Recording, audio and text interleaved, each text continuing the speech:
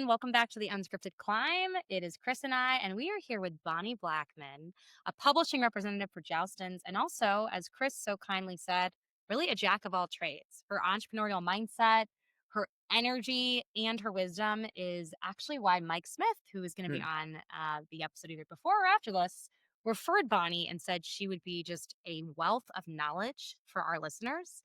And on this podcast, we always love to share literally the unscripted climb, Mm. like what it took to get into your space Yeah. and how you brought that entrepreneurial mindset. So I'd love to just start with a little bit about you and how you got into your industry.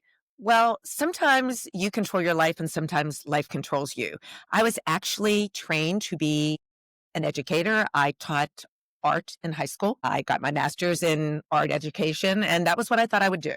And then the Boston Public Schools decided maybe not so much because they started cutting back people. And so the day before school started, they told me that I would not be employed, but they had to keep us on because of the tenure law they had in Massachusetts. They couldn't just fire you. I ran everything where I taught. I was the cheerleading coach, couldn't do any athletics at all, but I was the zippiest person there. And so I was running all the activities. They didn't want me to leave. But I decided that you should be somewhere where if you're good, you always have a job. And if you aren't, that you aren't saved by just having a position that has tenure. So my mother cried a lot. What should she do? She has no skill set. My father said she actually really can do things. And so he wasn't sure what they were, but he just said, she certainly could talk. So, I started a quest to decide what I wanted to do. How old were you when that quest started? It was 31, I think. I had Okay. been actually teaching for a while, and I realized that most jobs have a job description. And I found out in life, it's not what you know, it's who you know, always. And I had an interview with Polaroid, which has since come back, but at the time was big. And the person who interviewed me was a friend of a friend. And he said, "You have the best resume I ever read that hides the fact that you are a teacher." And I said, "Thanks. I think it's a compliment." And he said, "Well, the problem is you have to have sales experience to be a salesperson. So come back if you have sales experience." And so I was the yearbook advisor where I was teaching. And the gentleman said to me, "How would you like to work for us?" And I said, "I never considered sales." And so he said, "Well, you have to get a suit because in art, they used to say you walked around in black shrouds. This is how the art teacher was, like definitely not suitish." And so I went out, I bought a suit. I had an interview with Jostens. And after the interview, they said, "There's two more layers of interview." And I said, "Do you like my suit?" And they said, "It's really nice." I said, "I'm wearing it every time you see me, just so you know," because they said, "A suit, this is my suit."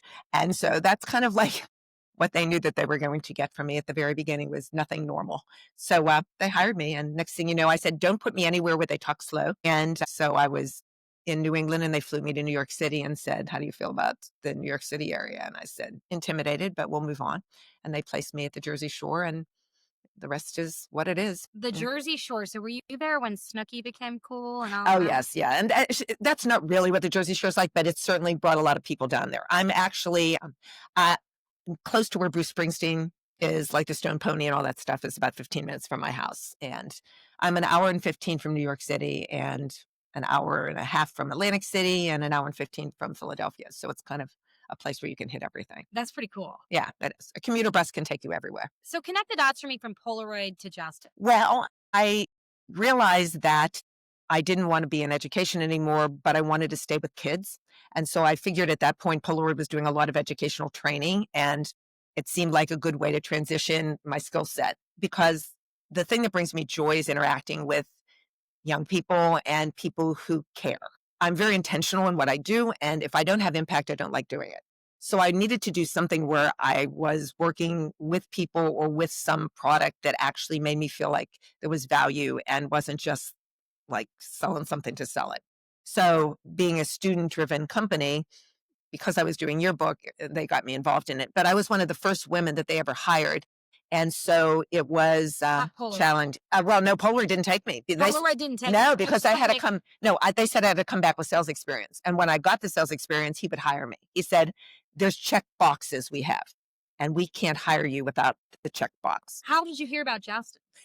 Because my company was used Jostens as a yearbook company, and my rep said, I didn't realize he would get a bonus if he brought someone in. There was a slight ulterior moment. I didn't realize until after the fact, but he said, I'd like to recommend you. And so that started the interview process. And at that point, there were very few women in my industry, but they had had some success with some women, and it was like women were the hot thing.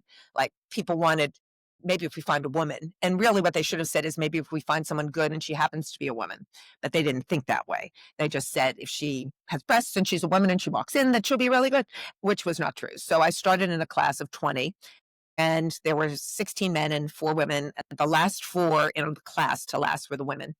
And within 2 years, I was the only one that was left. And so it had nothing to do with any of what we were hired about. It had to do with who we were. You And mean with your work ethic? yeah, and actually, I always tell this story because it's so true, and I want people to understand it. Is when you went through all these classes, they had a debrief, like, to tell you how you did and whether you would be successful. And they told me 2 things that would make me successful. The first one was that I had to stop trying to make beautiful books, that I should just make books. And to me, it's like, if you're going to work that hard, why would you not want to be great? I always tell that to the kids I work with. I said, you're not going to work any less, and I won't give you a discount for ugly. So why don't we just do great? But the best thing they told me is that I had to stop talking. And I have never stopped talking. I'm actually continually talking. And so what they told me would be my greatest flaw and the reason I would never make it is exactly why I made it. So in my mind, as long as you're authentically who you are and you read as who you are, what people tell you is not effective isn't effective because it's all based on the person. So, So you're in your early 30s, yep, you're pivoting careers, yep, you've made it through the class, which yep. I'm assuming was over a year. Well, no, actually, they pushed me through fast because since I had done yearbook, there was a slot opened and they shipped me right in. In December, I was in New Jersey Yeah. from Massachusetts working in a school. And I laughed because I'm born in Pennsylvania and I was living in Massachusetts. And I said, it's the first state I could ever spell because I was in very large stated names. And I just moved in and my dad drove me down. He dumped me there. He hung up the curtains from my place in Boston. They fell down the first day I was there. I super glued them up and I moved on. I mean, that was just like, what are you going to do? It is what it is. And for our audience, what exactly did, because I'm sure it's evolved, the Yeah. company do when you joined, and what were you hired to do? The corporate world, my true job is to do exactly what I say I don't like to be called, which is really to sell business and to grow my personal market. In my world, what I wanted to do was make people appreciate the value of what they were doing, to know that they were leaving a legacy and a historical document and that it mattered what they were doing. And if it mattered to me, it would matter to them, and then they would do a better job. And nobody throws away a yearbook. I mean, they really don't. And so if you can connect with people in that way, then they no longer see you as somebody selling them something. They see you as somebody partnering. And that's really what I wanted to be. I wanted to be a partner with my schools. And I've told people that the easiest thing to lose is your reputation. And so my goal when I started was to have a good one and to not go to the lowest common denominator, like, can you beat this price? It's value, not price. And I never went there because I felt like once you go there, you can never come back. So I just hope for the best. I was single at the time, and it was kind of like, if I failed, I failed. And if I made it, I made it. And I guess I seem to have made it. So, yeah. But I love that. It's all about the relationship. it's Yeah. totally the relationship. Yeah. I mean, and whatever it is that you're doing.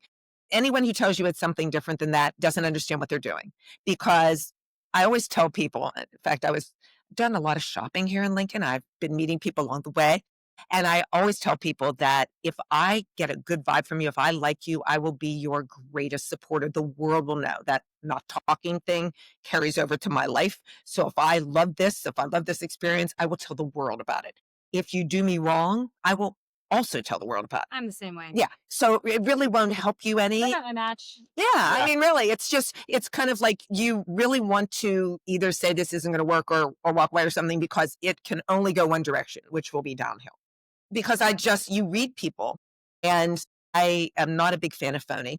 I'm not a big fan of unauthentic. And I think most people who really look can read and know when someone is not being legit.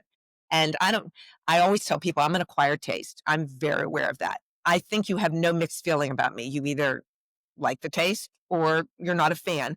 And I always tell them, you don't have to like the taste, but you need to respect it. And all I think anyone who's ever good at something should be is always respected for their successes or for what they're doing. You don't have to be buddy buddy, but you need to respect. So Okay. So who is Bonnie today? she's actually she's evolving, and I think it's really Lincoln that did the more you age, the more you decide what matters to you. And now I know that I'm in my stage of finding what brings me joy and makes me happy. That I will walk away from something that doesn't, that I see the value in what I do, but I don't have to be a pleaser. And when you start, sometimes you feel like you have to be. And eventually you just want to be a connector. So, A bridge. yeah. And I know Mike always talks about, because, we've become very close, like the loose ties that you make. And I mean, I feel like I can go anywhere. The bakery knows my name. The cleaners know my name. The gym, they call me the mayor.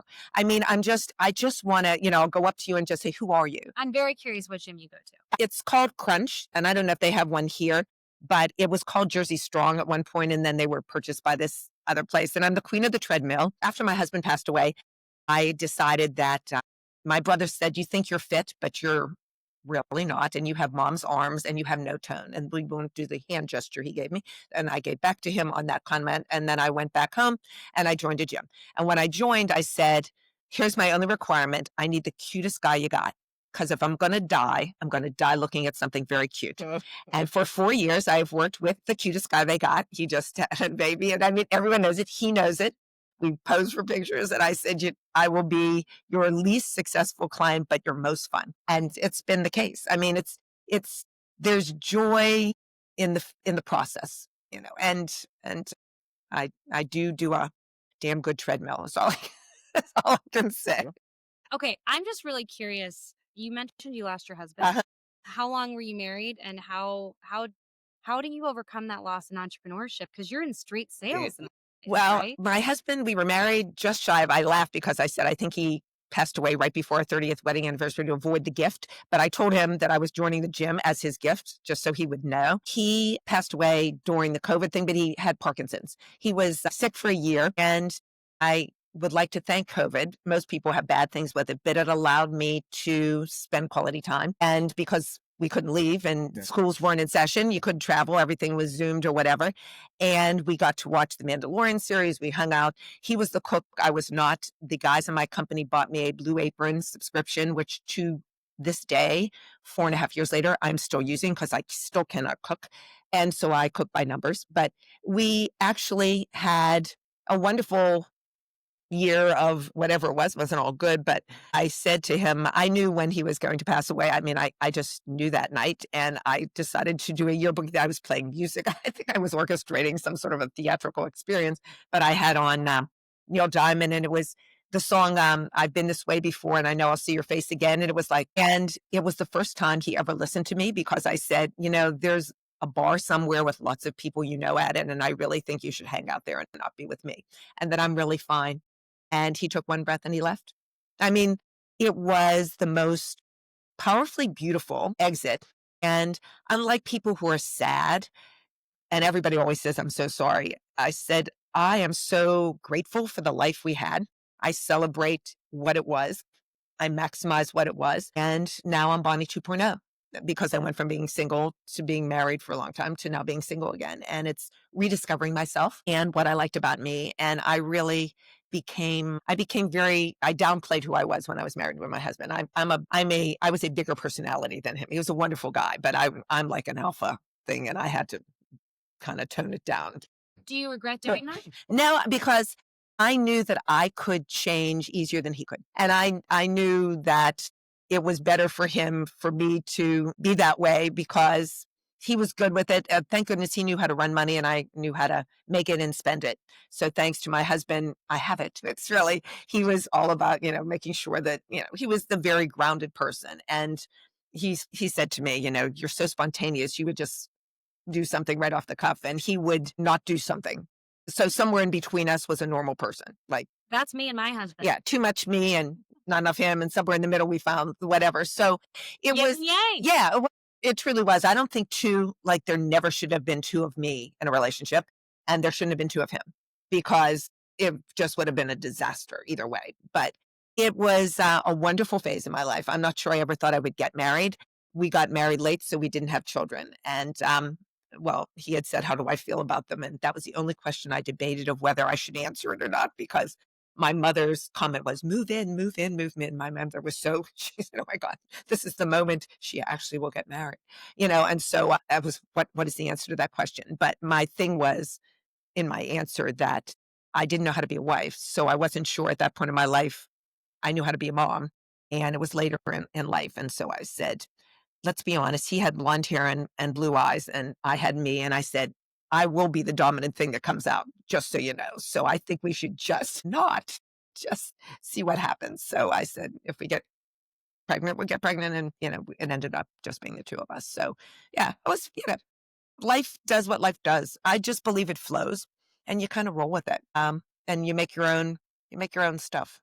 How did he support your journey as an entrepreneur, and what challenges did you face, that maybe you didn't ever bring home? Yeah. Well, I said to him, he had a plan of when he would retire and I would retire. And when that time came, he said, "Are you ready?" And I said I was not. And I said, "But if you want to, you can." And so he went one more year. And I said to him, "You're miserable and you need to stop, but I'm still not ready. And so when you're ready for me to be ready, let me know." When he finally did, I said, "I'm still not ready." That was the bad part of Bonnie, that I really wasn't. But he would help me in the office. He would do errands. He would support. He was very proud of me. And when we would have all of my company events, I was considered in a higher level in my company in terms of my accomplishments, and everybody knew me, so everybody knew him. And because it was such a male company, when I got one of my awards, we were sitting in the dais, and one of the sales reps, who was a guy, said to my husband, "How long have you been a rep?" And he said, "Actually, it's my wife." And he just didn't realize that it was me and not Michael. And so Michael would just stand there and watch me be. And somebody said to me once, which was really fitting, they said, "You're really lucky that you married him." And I said, "Why?" And they said, "Not every man can stand back and let their wife be the center, that there's a desire to kind of be the guy in the center." And he just stood there and was proud of you and would be very supportive of what I did. So I was very lucky. I really was, under the circumstances. And I always tell people that one of my favorite expressions is the definition of tact. Have you ever heard this? The No. definition the definition of tact is the ability to tell someone to go to hell and have them look forward to the trip, which I think is a fabulous definition. And so my goal is, if I ever have something negative to say, I try and say it in a way that is not cruel, but is honest. I don't lie. And so when put in a situation where I have to react, I have to think of how I can say what I'm going to say in a way that says it, but isn't cruel. And I think that that's a real key to growing who you are as a person, because I do a thing with students where I tell them, it's an exercise. And I said, "What's your greatest strength and what's your greatest weakness?" And I used to start out with, "What's your greatest strength?" And then everybody would give me some garbage about, it's likable and, friendly and blah, blah, blah. And then I realized what I really should start out is, what's your greatest weakness? And so I said, "I'm going to tell you mine so that you're not nervous telling me yours." And my greatest weakness is that I wanted everybody to like me. And in life, people don't all like you, nor should they. And that's not a plus. If everybody likes you, then somebody's not being authentic or you're not being authentic. So I said, so it took me a while to realize that you can't be a pleaser. You can please the people who you value their opinion of, or who tell you the truth, but you can't please everybody, nor should you. So it's the life's lessons you pass on. And when I work with kids now, I do a lot of stuff with journalism organizations. And I have a session, it's called Pick Me. And you have to write about what your session is. And it's a total lie. What I write about is not accurate. No adults are allowed in. It's just me and kids. And then we shut the door. And I tell them that if they don't like what I'm saying, that they can leave, but I want them to know it's a safe space. And what the session is how you shake hands, how you give eye contact, how you shouldn't be afraid, how failure is what kids are afraid of now, that they don't want to make a mistake. And I tell them, you're going to make hundreds of them. And that if you never change, you don't learn anything. So if it's the wrong person, change it. If it's the wrong career, change it. If it's the wrong school, change it. And not to be afraid to be you, and to give, like, how to research things. I tell them life lessons. That's what it is. But what I say is this session is not that. And at the end, they run up like I'm a rock star or something.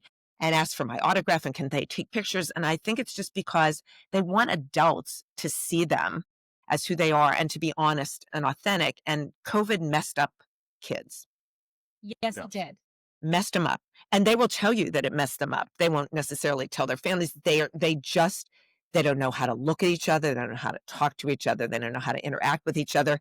They just know the phone part. And so when you actually, as soon as somebody will speak up and you ask a question and they stand and they'll talk, then everyone starts talking. And then all of a sudden the space is just like spilling guts.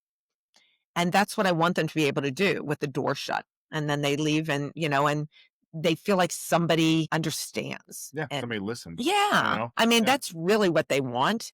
And they just don't know how to tell, like I may be good in math, but I don't want to be an engineer. I want to be a force ranger. I mean, they just don't know how to be honest and authentic about who they are. And I'm not sure I would have been at that age either. But when they say, how do we get to be you? I laugh and I say, if you tell me what I am, I'll tell you how you can be it. But I don't really know what I am. And I'm a different person to everybody. And you just have to figure out who you are to you. I mean, who do you want to be? On the note of listening, Uh-huh. like it sounds like you, even though you do talk a lot, you Oh, I also listen do. really well. I, And so I'm just curious how you built your career with those skills at Joustin's and what you did. well, doing it, I don't know if it will be put on. We have classes before our national meetings. And they're always classes about the technology and the learning. To be very honest, I've taken them all. I've probably failed them all.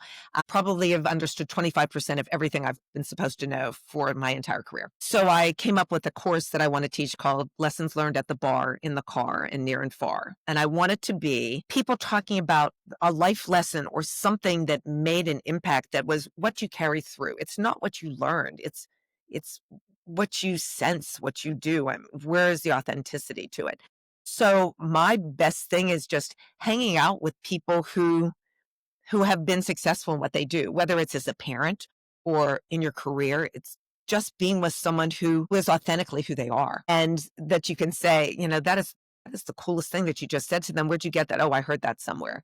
Because no one works with you or cares about you because you've impressed them with what you know.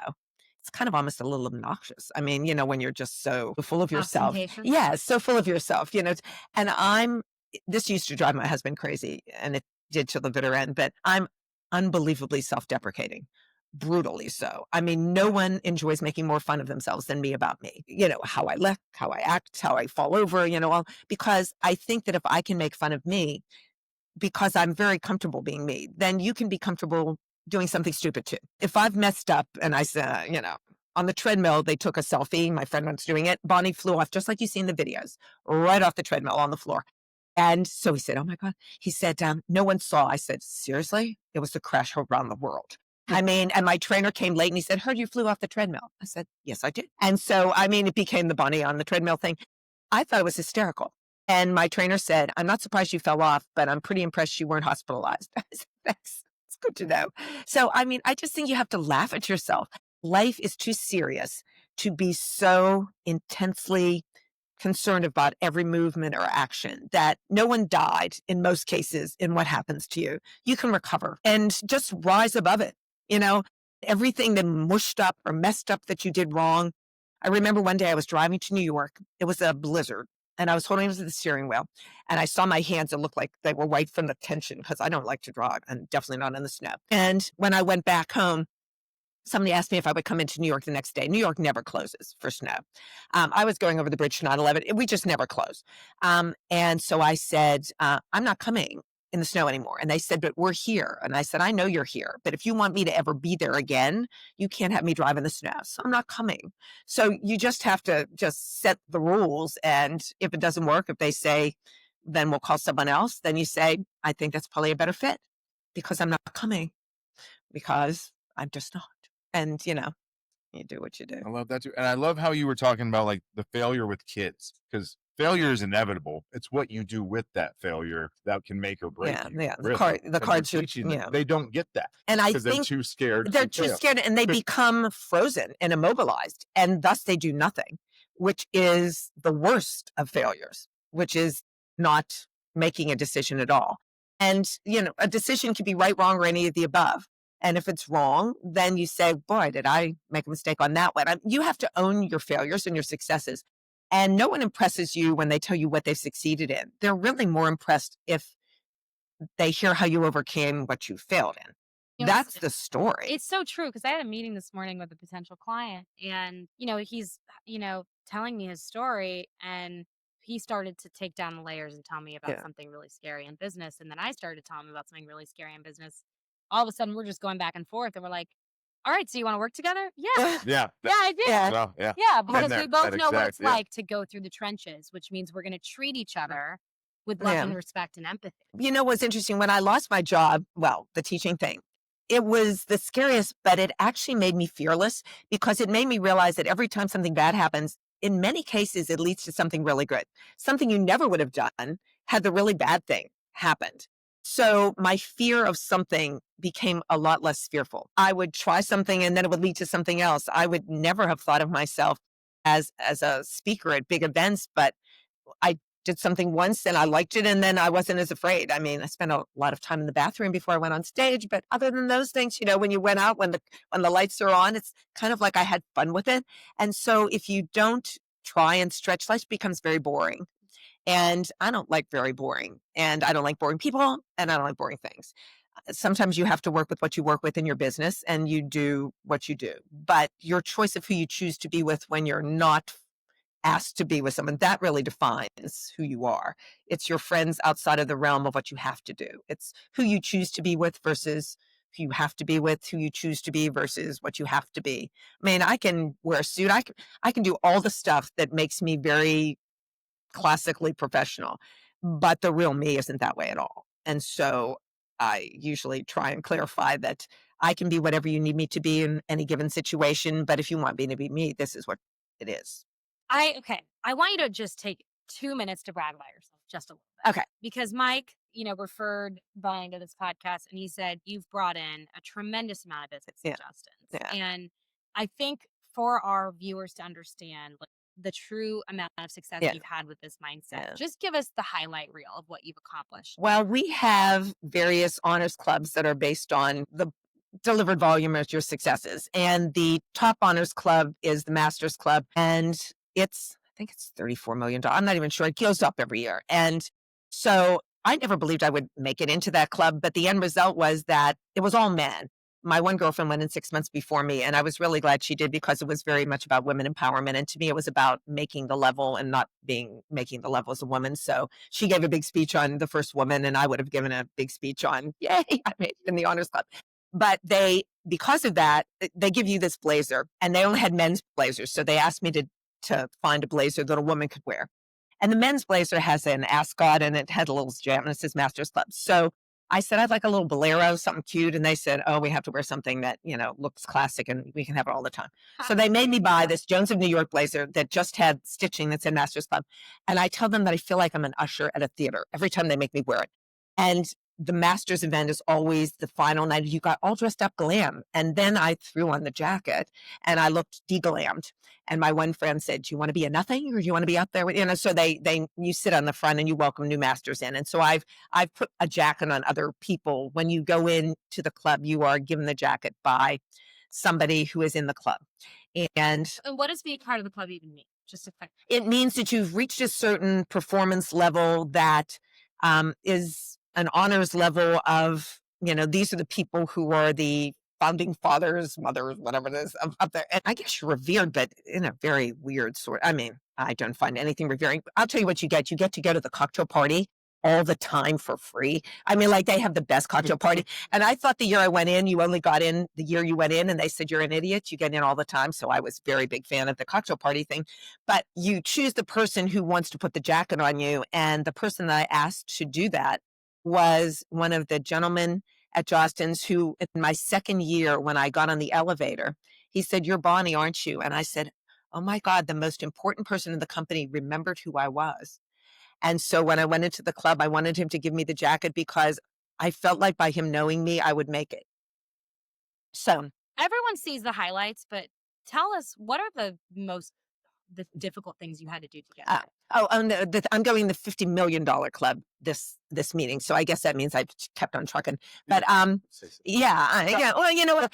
And the funny thing that about it is, I said I'll never reach that level, and I thought I wasn't, and then I looked it up, and I had surpassed it, which shows you my focus, which has never been about that. It's never been about the money. No, never. And I've never known. My manager used to say, "Do you know what you're earning?" And I said, "I have no idea. Do you?" And he said, "Seriously?" And I said, I don't. And he said, "Do you want to know?" I said, "Sure." Money has never been my driver. I think that when you really love what you do, success happens just because you really love what you do. I think when you focus on what you're going to get or what you're going to earn or what, I don't think you're successful, because I think that that's the wrong driver. So to me, it was longevity of client base, that people I've transitioned out multiple people I've worked with because they've retired, but I've stayed.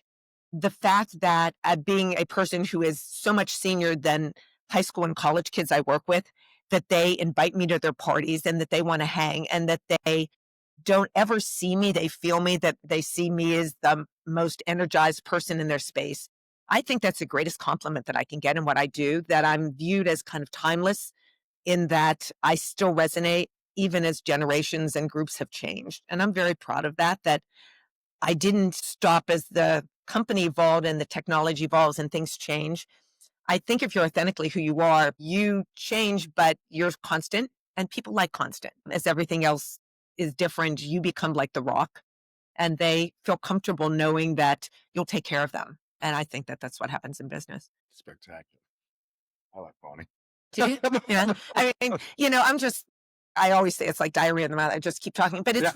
it's really very true. I mean, I think that, people want to feel like if they always say, how would you want people to describe you if they were talking? I just want them to say they're a good person. Oh, and I should tell you, this is one of my trademarks, which I started it years ago. I have a card list. I send birthday, anniversary. I send cards for everything. There was actually an article written about it. I send, not counting holiday cards, which are normal, over 1,000 cards a year on everything. It scrolls, it goes forever, and you never fall off of. You fall off of for three reasons. One, if you die, which I hope isn't the case. Two, if you tell me to stop sending you cards. Or three, if you move and don't tell me where you go. I will always find you. And so everyone asks me to be on the Bonnie card list. And so the Bonnie card list is famous, that they'll come up to me at meetings and say, how do I get on? And I said, just tell me. So if you say your dog's birthday is, I will send dog cards. I mean, I have cards for everything. And so I believe that people want to be acknowledged and remembered. And people will tell me that they know they'll always get at least one card on their birthday, that Oh. people go online. And I don't want people to just see it's Bonnie's birthday this week, and then everybody goes on, Instagram or Facebook, and Yeah. you see the firecrackers and stuff. I want people to find a card in their mailbox that is not a bill and is not spam. I want them to open it and know that someone remembered them and someone cared. And I will always do that until the 11th hour. I am loved by Hallmark, the dollar store. The post office has my picture in the post office, my holiday card, and it says "Be Joyful," because I buy custom stamps and they know me. And so when I come into the post office, they say, "You look familiar." And I said, "Does this look familiar?" And it's like, they say, "Oh, you're the lady on the wall." I And I love that. said, and so it's just, I think people need to be more empathetic and human. And that's, to me, what I feel is the reason why I've lasted, because I've always believed humanity and people drive everything. And that will be my legacy, will just be somebody who I hope is a good person and that always remembered people. Will you ever retire? I hope, no one's asked me. I think I'm cutting back. I would always like to be somebody who impacts. I think if I stopped doing, I would shrivel up and die. I don't mean this job. If I don't do one thing, I have to do something. Mhm. And as Mike said to me, which is really true, I do a scholarship for my husband at the Bay in Lincoln. I It's love it. year 4. And one of the kids that won 2 years ago brought me a custom guitar he made for me Oh, that's now hanging on the wall. And they all keep in touch with me. And I do a scholarship in my husband's school in New Jersey. But I always want to have an impact with young people. I think they need to have that. I don't mean not having an impact with older people too, but I just think that young people have to believe that there's good and purpose, and that I believe in them. I guess that's what it is. Like, I'm a believer. I'm a human cheerleader. That's what I am. I guess if you defined how I do my job, I believe in you. And if what you say doesn't sound right, I'll tell you it doesn't sound right, but if you did this, I think you could be successful. And I give people hope that they can do something. And I think everyone needs hope. Yeah. You know, I have a bracelet I wear. It says I'm a hope dealer, I like and I think it. people have to be that. Hope dealing. Yeah. Yeah. It's better than a drug. Yeah, it's I better give than you hope, and it's cheaper. And I always tell people the cheapest thing you can give someone is a smile and a hello. It's free. It's not driven by class or, or income. Everyone can be nice. And that's one of the reasons why I love Lincoln is that people smile and say hello because they don't know you, but they don't care that they don't know you. They just greet you. it's a And happy little town. it is. It's a place that has a natural joy to it and a natural, this is who we are. And you can take us as what we are, but this is who we are. And I love that because you have a constant. It's a beautiful constant. I think people should visit more often, but not clog it up. I don't want people to take up too much space. But I think if they ever visited, I would think they'd understand why I had to keep coming back.